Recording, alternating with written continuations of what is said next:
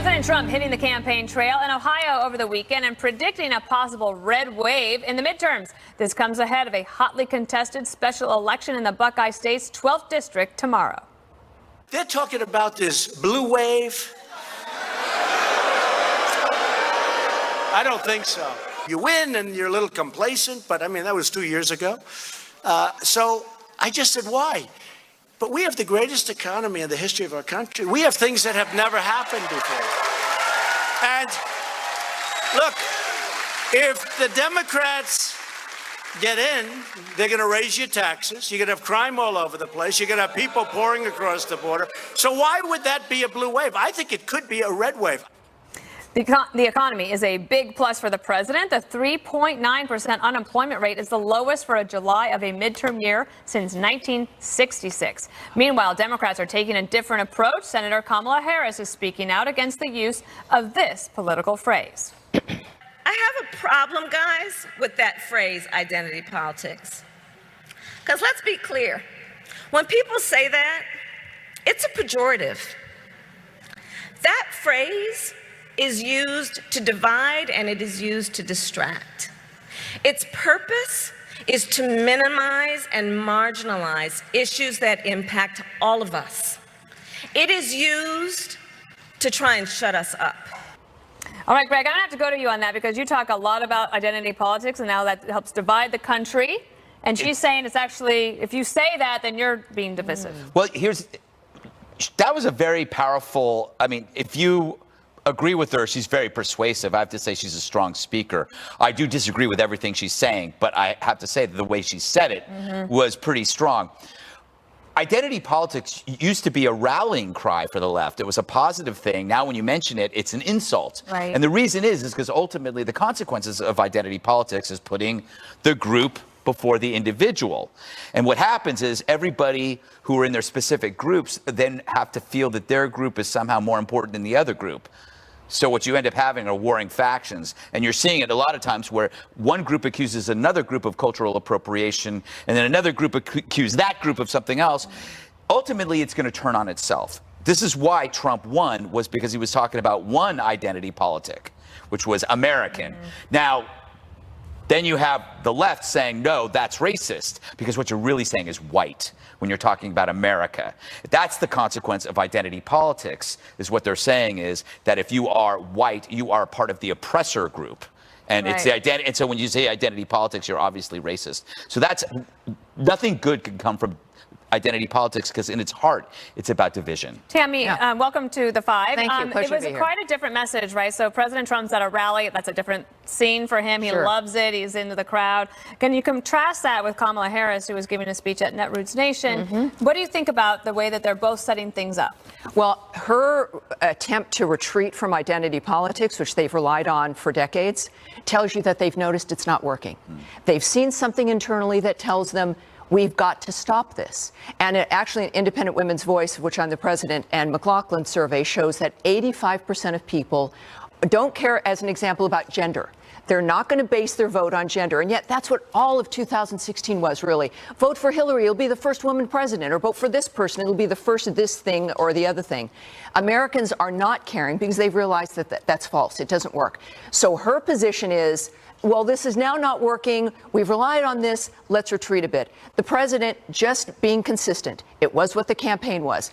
We're all in this together. The numbers prove that's correct. All of the unemployment numbers we know, of course, are extraordinary now. That everyone's boat has been lifted. It's the thing that he promised. And it's based on all of us actually not seeing each other differently, but seeing each other as a neighbor. That's what resonates with the American people, and that's why it's working. Richard, I imagine you disagree. I'll give you the floor. You can tell us why. Don't give him the floor. Just give him the table. Okay, the table. I'll take the floor and the table for $200, Alex. So here's my take on this. So here's what I think what Senator Harris was trying to say there, and she said it very eloquently, is this. When you fix an issue that's, for example, plaguing the African-American community, you help all Americans. When you properly fund public education, you help all Americans. When you fix our broken immigration system, you help all Americans. When you make sure that everybody has the right to vote, vote without disenfranchisement, you help all Americans. So it's not identity politics. Make sure that America works for everybody, no matter their color, no matter their race, no matter their sexuality, no matter their zip code. And I think that's the fight that Democrats are having. Don't you think that's but sounds how like does Donald that, Trump? Yeah, I was going to say. No, I think it's completely different from Donald Trump. I think what we have in the White House is a president who won't even acknowledge that Pride Month is a thing, and we're still fighting for LGBTQ rights, right? You have a president in the White House who also accepted gay marriage before Obama did. But you also have a president in the White House who gets in fights with NFL players or gets in fights with LeBron James because he opened up a school. He also gets in fights with Hillary Clinton. He gets in fights with everybody. He gets in fights with Rosie O'Donnell. That doesn't hurt any particular group if he's fighting with somebody. Well, I think if you talk to the African American community, they would say when you pick on LeBron James for opening a school in Akron, Ohio, you're picking on the entire African American community. And he didn't pick on him because he opened up a school. He picked on him because LeBron James picked on Donald Trump, and that's does that with everybody. And also, it was to make fun of Don Lemon. It was about Don Lemon. He's supposed to be above this. Well, he's the leader of the free world. Trump doesn't take the high road. He gets in the dirt and he fights it out. Just say it. Okay, but you should be used to it. It's 2 years going on 8. So I think the identity politics thing is they're looking for differences, as Tammy said, instead of everything that unites us. And the Democratic Party, they have coalitions, and they group these coalitions together for electoral victories based on their identity. And what they do is they have these groups, and they say, these groups have grievances, and we are going to correct those grievances. We are going to right those wrongs or right those injustices, and we're going to take and use the government to do that by redistributing wealth and benefits.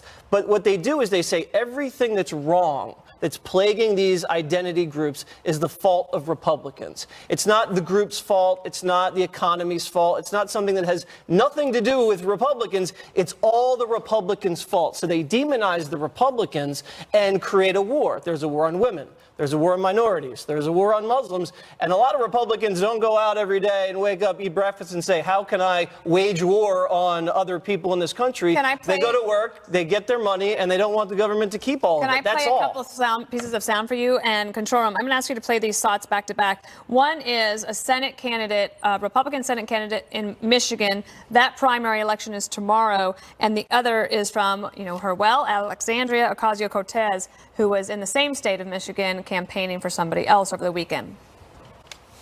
I don't have a black message. I don't have a white message. I have a red, white, and blue message. I have a message of everybody achieving the American dream.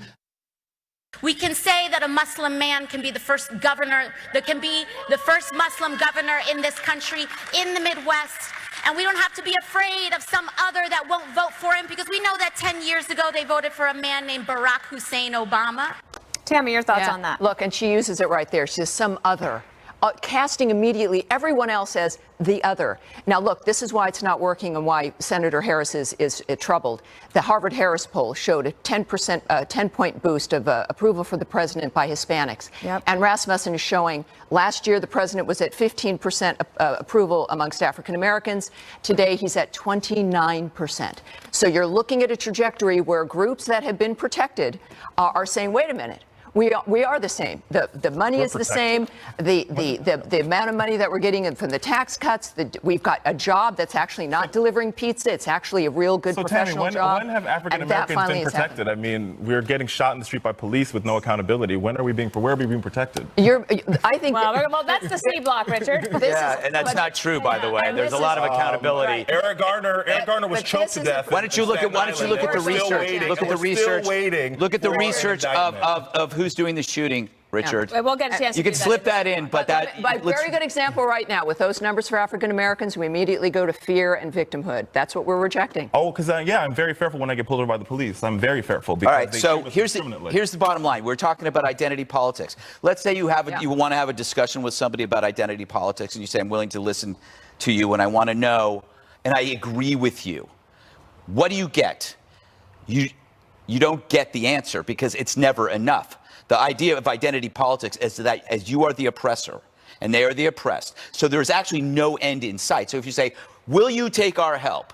I would like to help you with this. That will not be enough. If you see any public disturbance between either with Antifa or activists, these are people who are not interested in a discussion All right? So that's why people say when they were talking about identity politics, they can't have a discussion because it never ends. They're never happy. The identity politics is not about solutions. All right? It's about undoing civilization, Greg, and especially capitalism in America. Antifa's a red herring because that's the same argument we made about the KKK. They're not trying to have a discussion with me about how to be less racist. I agree with you there. So Antifa is like the KKK. But that's not a red herring. If you talk to everyday African Americans, they would say, or you talk to everyday brown folks, they would say, high-quality neighborhood public schools, investments in our community, opportunities in our community. Every American says that. Exactly. Every And that's what we're fighting. And we're still fighting for that in the African American community. Everybody's fighting for it. We're all fighting for it. Let's get Jesse here. I want to ask Jesse one last thing, which is that President Trump, he has a way of basically disrupting everything. So you have Republicans across the country trying to lower expectations going into Ohio 12 tomorrow so that they could hopefully beat expectation. He says he's just forget all that. He's raising expectations and expecting a red wave in November. They need a red wall because it shouldn't be this close here in Ohio. This is a district that they've won, the Republicans, I think, for decades, going back to the 30s. Now it's tied.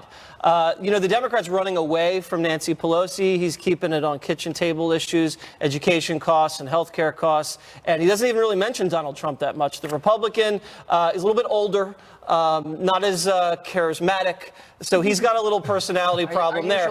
And now the national media is coming in big time. They started going positive and touting the president's success. And now they're just smearing this Democrat. They're linking him to Elizabeth Warren, calling her Pocahontas. They're going dirty late, so that means they're worried about it. But I think the Republicans going to hang on. But if the Democrat does win, it's going to give the Democrats a lot of momentum going into the midterms. And get this, no matter what happens tomorrow, they both run again against each other in November. So we'll be back talking about Ohio 12. President Trump continuing to attack the media, and his new tweet is creating all kinds of controversy. Next. You be the pretty and I'll be the funner. You plant the flowers, I'll plant the kisses. Baby, let's get right down to business. I'll hang the pictures, you hang the stars. You pick the plane. Hi, I'm President Trump taking aim at the media yet again with a new round of blistering attacks this weekend. What we've done is, they even say, it really has been, as you say, amazing. It's been a miracle to a lot of people. It's been a miracle because I campaigned, and I purposely didn't mention the kind of numbers that we're achieving because I didn't want to be accused of exaggeration, right? By the fake news media. They're so dishonest. These are among the most dishonest human beings you will ever meet. The president also whipping up media hysteria with this tweet, quote, "Fake news reporting, a complete fabrication that I am concerned about the meeting my wonderful son, Donald, had in Trump Tower. This was a meeting to get information on an opponent, totally legal and done all the time in politics. And it went nowhere. I did not know about it." Many in the press are claiming it's a stunning omission. But, as some have pointed out, Trump's tweet isn't that different from what he said a year ago. I think from a practical standpoint, most people would have taken that meeting. It's called opposition research or even research into your opponent. I've had many people, I have only been in politics for 2 years, but I've had many people call up, oh, gee, we have information on this factor or this person or, frankly, Hillary. That's very standard in politics. All right, Dan, I was reading the Washington Post over the weekend, and Mark Thiessen had a great column. Oh, okay. I wanted to bring this What to section Richard's of the paper is he in, Jesse? attention. That would be A2. His column ran in A2. And he asked this question. He said, what is the difference between what Donald Jr. did at the Trump Tower meeting and what Hillary Clinton did? And one of the main differences, he points out, is that Hillary Clinton actively solicited Russian dirt on an opponent by paying that cutout in Britain to get it from Russian sources. Donald Trump Jr. didn't solicit anything. The Russians came to him. Do you see the difference there? No, I don't see the difference at all. Here's How why. could you not, Richard? Because there was I drove that right through your head. came No, I out think this you- way. How it hit simple me. can I make it? I think you were more like ships passing in the night because the facts are completely different. What are the facts? How are So they even in different? the emails that How are they Don, different? I'm getting ready to tell you if you'll allow me to do it. I'm ready to listen. Great, this is wonderful. So even in the emails that Don Jr. released, there was somebody who was like, we have somebody from who's connected to Putin, who's a lawyer in the Kremlin, and she has all this information on Hillary. Would you meet with her? And he at said that yes. particular point, yes. And at that particular point in time, that's where it becomes illegal. This How does it- happened. what is the law that's being broken? Well, it's first of all, you cannot accept contributions of any kind from foreign entities. That's Okay. what the federal Did statute he accept says. them? In accepting the meeting, one would argue. I'm not a lawyer. The meeting is not information, But and the law I'm gonna clearly give you an states, example. because I have the law Oh, I'm right glad you here. brought the law. 52 U.S. Code 301 I'm glad you brought the 121. Nothing about meetings. It is about a Contribution. donation or a contribution. Yes, and but there what could be came, in-kind what came of the contributions. meeting? Zilch, Richard, zilch. There's no crime there. But here, Tammy, let me make a point. How right am I? But wait. Am I right, Tammy, or am I right? Well, yeah, look, here's what this has been the entire argument. This does happen all the time, right? The big No, it difference is, doesn't. well, obviously it's happened twice here. You've got a meeting with people looking for dirt, but then It you've does got the not DNC, as you've noted, paying money for information from the Russians. While her husband is getting a $500,000 paycheck for a Russian speech, while she is making deals to give 20% of our uranium That's actually, to Russia as well. There's so much But- falsehoods. But in this. here's what has been, I think, a very good point over the weekend as well, that all of this pointing at Donald Trump is about really projection, that it's all of the things that the Democrats have been doing with the Russians within that framework to distract from that. It's a typical tactic. You accuse your opponent of what you've been doing so that nobody turns around to look at you. Dana, what do you and think? that's what's happening. What do you think about the latest iteration of the Trump Jr. Tower scandal? I would just say, maybe it is exactly what the president said last year, but it's not what Sekulow, his lawyer, said. And this weekend he had to say, I was given bad information. I passed along bad information. And he won't elaborate. But, you know, that seems to be a recurring problem in this situation. He threw himself under the bus. Correct. I am a broken record. I was actually going to write down, I'm a broken record. You saw that. This is, if I were home watching this, my head would explode because I would not care. And especially if I were a retired executive who worked in business, who probably took a half a dozen different meetings a day in your building. And I've said this myself as an editor of a number of magazines. I took meetings with people I didn't even know, or I sent people to meetings. It wasn't a big deal. You didn't care. Somebody come back and turn out, yeah, that guy turned out to be a drug dealer. I didn't know he was a drug dealer. He said he wanted to buy advertising. People have meetings all the time. They send their lowly assistants or whoever is around to these meetings. It drives me crazy that this is something that is somehow bigger than an actual candidate buying dirt sight unseen from the Russians through a British spy. That this getting a 20-minute meeting that you don't even give a damn about is somehow. But you know, it also gets me about the media. A lot of these people have never worked in business before, so they don't understand this. But they make phone calls to you. A reporter will make a phone call to you to tell you or ask you about dirt about your coworker. All right? They are doing the same exact kind of thing. Every reporter that has written a thing about the media has done this kind of thing. No one's calling you about dirt on me, right? But to your point about people not caring, Gallup didn't does say this- no. Everybody takes the call, Jesse. You guys, but you literally are right about people not caring. Gallup did the list about what's the most important issue you're facing and what you care about. Russia didn't even, it got an asterisk. Yes. Below everything else in the world. They care more about Jesse's hair. We proved this. And it's fabulous. Against my better judgment, I'm going to give Richard a short last word. Short. So I'll be very brief. An apology? This is not a business. This is actually a campaign, and campaigns are governed by laws. The law says you can't take foreign contributions. It's been done every time a foreign entity has come to a campaign. They've usually called the FBI in 2000 when it happened to the Al Gore campaign. So why did they? Information How come they didn't do it? They immediately called the FBI. What Don Jr. should have done. Should call have. the FBI. How come he didn't? This would have been a No, non-story. let me ask you. Why do you think he didn't? No. Why do you? No. Why do you think he didn't? Why? It's the he didn't know. They're not politicians, Richard. They're not politicians. They're businessmen. They take meetings. Ignorance of the law is not a defense. No, it actually is a defense in this case because they didn't know. It's never a defense. And you know who did know? The FBI. You're so they pure. didn't tell the Trump campaign, did they? And lastly, Clinton paid for Russian dirt. Don Oh, Giuliani. you And said they you knew knew. the last word. And they You're kind of knew. mean. And they knew. That was for the tease. That was the Imagine if tease. she'd won. Deafening silence from liberals after a wave of gun violence sweeps Chicago this weekend. It belongs to him. It belongs to him. I'm all about living.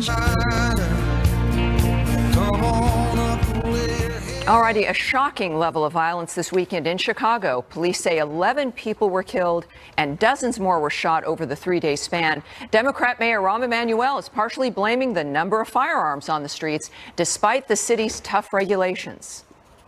There are too many guns on the street, too many people with criminal records on the street, and there is a shortage of values about what is right, what is wrong. Well, meanwhile, the typical liberal outrage is mostly non-existent here. Should we be surprised? And, you know, a lot of people with that statement, the heads were crashing onto the desks because it was kind of didn't make a lot of sense. Greg? Well, what I noticed was earlier, Giuliani made a mistake, right? He inverted the injuries and the murders so that I think he said that 59 people were murdered.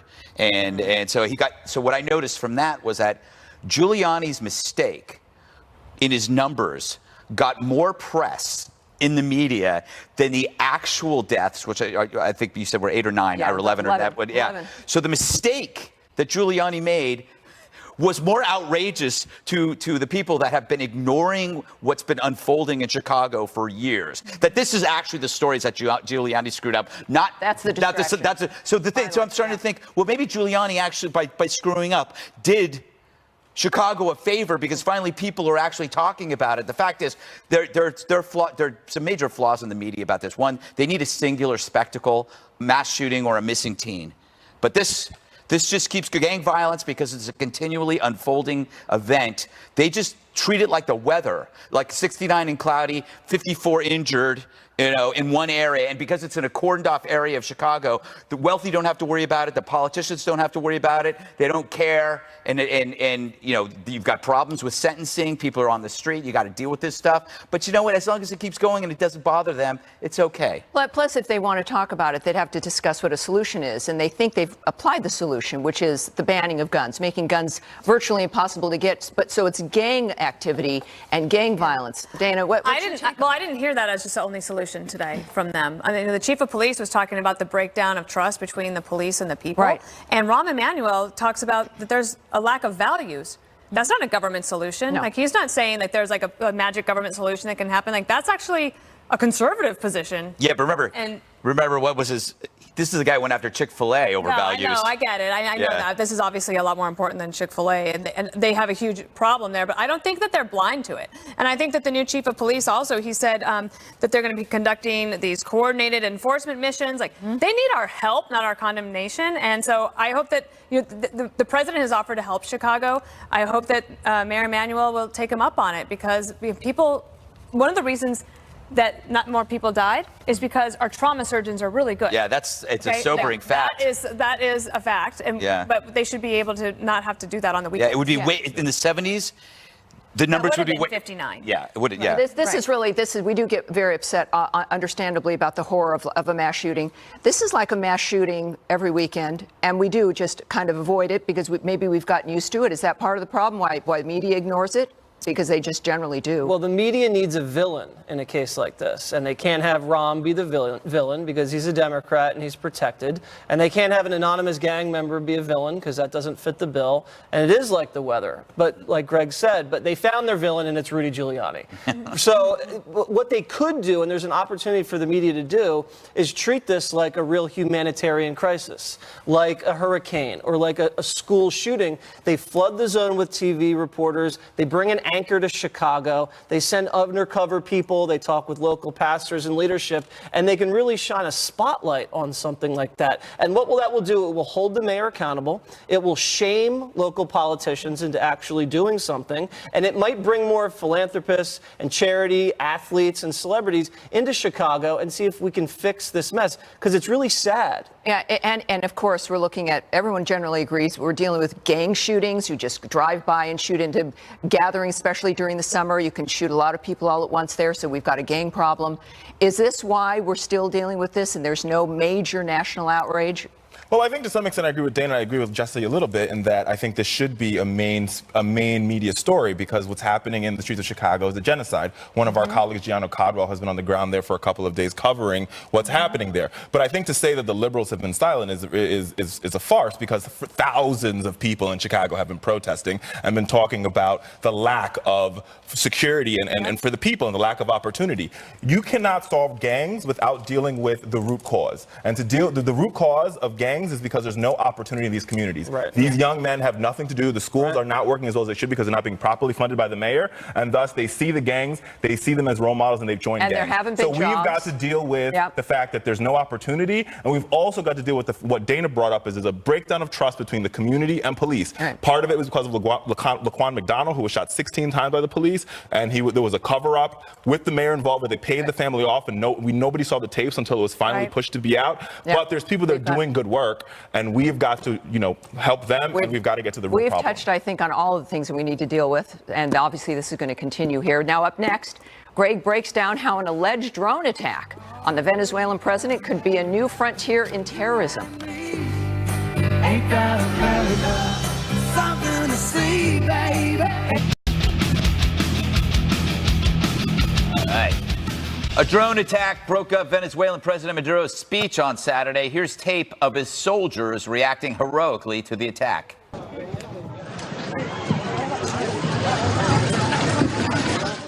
Wow. Pizza Looks like they spotted Air Force One. So 2 points to learn from this. First, Venezuela is a socialist paradise that was once rich, meaning if you like Bernie, this could be your future. Someone should page Alexandria and the Democrats. Hyperinflation, depression, human rights violations, food shortages. There's your happy tomorrow. You too could eat your own zoo animals. Your currency could be worth less than toilet paper, except you couldn't buy toilet paper. Play your Bernie card right and your medicine could vanish, your hospitals close, and for safety, you could do what Venezuelans do, move to Colombia. Think it can't happen? Venezuela was once the most prosperous country in South America before they traded it all in for a dime store socialist. The point of socialism? To find something good made by somebody else, take it for yourself. It's shoplifting as a political theory. You convince poor people to give up everything they have, to beat the crap out of them if they ask for it back. They've been doing this for a century now. Socialism is even older than Bernie, and it doesn't work either. Second thing, the attack was by drone, equipped with C4. I've been talking about this forever. Terror married to Amazon technology. It's a new scary reality. You can fret about it. The experts are already there. If they don't want to ban socialists, they want to ban drones. Frankly, you can't ban either. But any smarty pants knows which one is worse. Dana, I've sat here and I said technology in terror is the next wave. And we have to be, I've said it since the early 70s when the Five first started. Remember that? Yes, it's been good working with you. We're up on almost our 50th year. And I tell you, your surgery, you look just like you did when the show started. Yeah, I mean, it's been, it's amazing. It's reverse aging. Thin ice. Well, anyway, you get my point. Yes, I do get your point. Mary Anastasia O'Grady, I'm sure you read her column today in the Wall Street Journal, Jesse. After the Washington Post. She said that, for Maduro, if you want to murder Maduro, you need to get in line, because there are so many people who think his leadership has been exactly how you just described it. It has absolutely destroyed a country. But also she said another thing, which is that Cuba is basically controlling this country. So everyone is basically dealing with a situation where, remember, during the Obama administration, he tried to make that overture, try to change everything. It didn't actually work, because you can't just make an overture without making recommendations or insisting on changes, and you won't get any of those changes. And then the drone thing, I'll let other people talk about that, but it's scary, as you know what. Richard, you said, we were talking about this in the break, I'm very pro-drone, but I do think, and you are too, but because drones save lives in war, you use fewer soldiers, and the collateral damage is less. But the downside is, other people can have drones and use it for evil.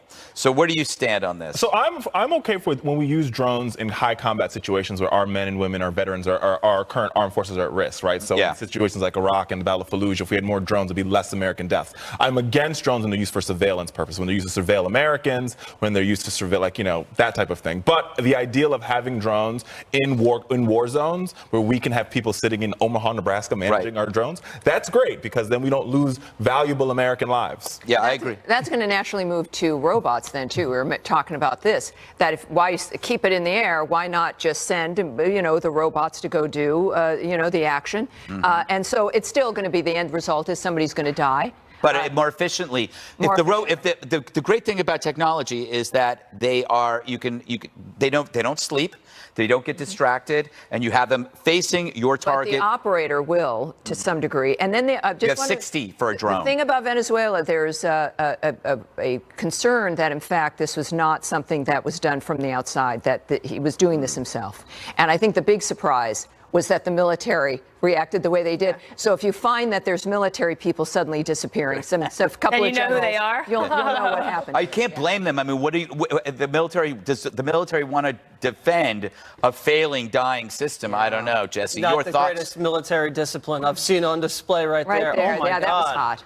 There Not you go. a good look. Somebody's going to embolden the Colombians. They're just going to take over Venezuela. But you bring up, okay, more people, I read this fact, I hope it's right, that more people are fleeing Venezuela than people are fleeing Syria. Yeah. Well, there's no one really left to leave Syria. Number one. But and the people that are fleeing Venezuela aren't coming to America and talking about how great socialism is. That's for sure. I think this was the scariest monologue that you ever did. Really? I'm actually terrified of this. If you have a jihadist in the United States, and he straps some munition to some jerry-rigged drone that he bought off the internet, goes and flies it over a football game, how are you going to prevent that? When did you start watching the fight? I've been saying that. I don't listen to all your monologues. Wow. It might have been before you got, but the idea of a drone married to a bioagent, say anthrax, flying it over a football field, you can kill thousands. That's right. So when the news first broke on Saturday, the first thing I did is forward it to Greg, and I said, "Here we go," because we didn't know what it was. I do think it could be possible that Maduro set this up for himself, because what did they have today? They had rallies of support for him today, and he needs that because internally people are mad at him. And there was no extended security zone for him. There was no extra, coverage for No, you're forgetting about the jackets they were holding up over his face. The Kevlar jackets. No, I mean, I think when we have our president out, you put him in like a little cage, the bulletproof cage that they're in, even when they get during the inauguration. So clearly they weren't prepared for this drone coming. All right. A musician's flight ends on a sour note. Very clever, producer. Very clever.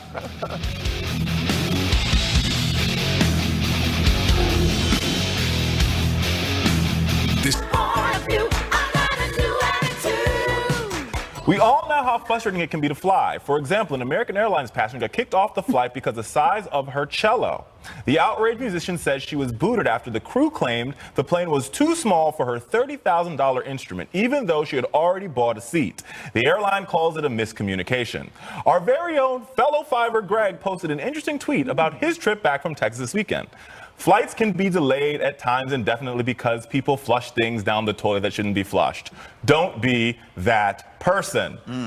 What happened? Greg, who was that person? Well, first, the solution is for anybody, for the woman, play the flute. You save so much money. It's a tiny little instrument, and actually it's more enjoyable than the cello. Oh, I had a great flight. It was fantastic. The people I'm always against people tweeting against airlines because I think it's petty. That's why I didn't mention the airline. Right. Somebody flushed something down the toilet, and that delayed a flight. We always think, okay, what delays flights? There's so many variables, but the number one thing is always weather. But you don't consider the 1,000 variables. And in this case, it was somebody, never flush anything down that's larger than a cocktail weenie. It's my rule for everything. That's a good rule. It's a good rule. I'm one of those people that tweet the airlines because I think airlines should have good customer service. You spend hundreds and hundreds of dollars for tickets. I was on a recent flight to Israel, and they were 12 hours delayed, and I'm like, 12-hour delay? Is that even possible? But they're looking out for you. It could be weather. Could be weather. They're trying to save your life. Or when they oversell a flight and they're like, oh, we need 5 people to volunteer. Maybe you shouldn't have oversold the flight. I think that people across the board, you had a good flight yesterday. Yeah. A lot of people, we get where we need to go, but I think across the board, people are super frustrated with the airlines, or with the actual planes, with the delays, with the overselling, with the cost of it all. And people want to go get where they're going, and they're extremely frustrated. I knew somebody who tried to get to Milwaukee for a bachelor party, but they ended up sending them down to Richmond. They're like, well, how do we get to Milwaukee? And they said, well, you can't until Monday. So they missed the whole reason they left anyway and had to take a 6-hour train back. You know, one of the big things, too, I think that's hurting how people view airlines are the animal issues. There are so many stories about the animals not making it. That becomes a problem. But then there's a very basic kind of thing. I was on a flight in business class, asked for a blanket where you're supposed to get one. Flight attendant took it out of the overhead and threw it at me. Ooh. And one other flight, which was... You need to tweet the airline. I tweeted at that point, and I tweeted about this other airline. It was so cold that, and everyone was complaining, this one flight attendant brought literally a water bottle with hot water in it. Like that works. I do that every day. Yeah, but this is like handing it to us. It was just not the best customer service, and you do expect at least to have, you know, some kind of, at least not frozen air when you're flying. Here's what I think. People need to take flying much more seriously. It's a sport, okay? It's an athletic event. There's a lot of people that are trying to get on the flight quickly, and you have people not paying attention. They're on their phones. They can't find their tickets. Bags. Their bags are this way. Their kids are this way. This is like, once that flight opens up, you have your ticket ready, you scan it, you go. All right? And then you find your seat fast. Boom, you sit, buckle, blanket, overhead. Don't talk to anybody else. Don't go to the bathroom. Nothing. I agree. Stop bothering other people and holding everything up. Jesse, we're agreeing more these days. We're hanging out too much. What do you We're hanging out too much. You remember that when a woman was not allowed on the plane because their children were in leggings? Do you think there's too much put on that about how you appear, how you're dressed?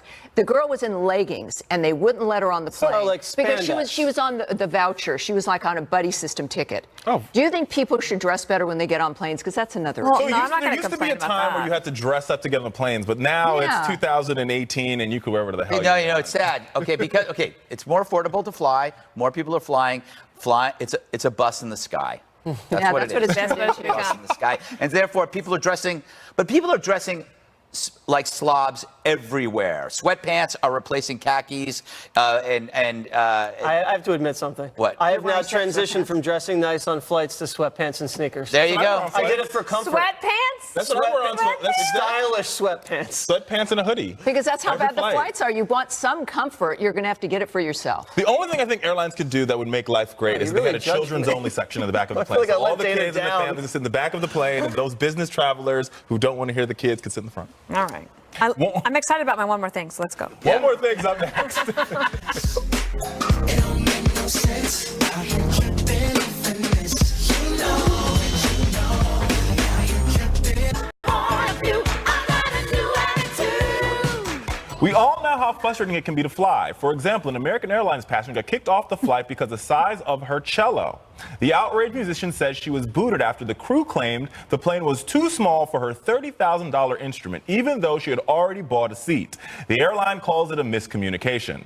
Our very own fellow Fiverr Greg posted an interesting tweet about his trip back from Texas this weekend. Flights can be delayed at times indefinitely because people flush things down the toilet that shouldn't be flushed. Don't be that person. Mm-hmm. What happened? Greg, who was that person? Well, first, the solution is for anybody, for the woman, play the flute.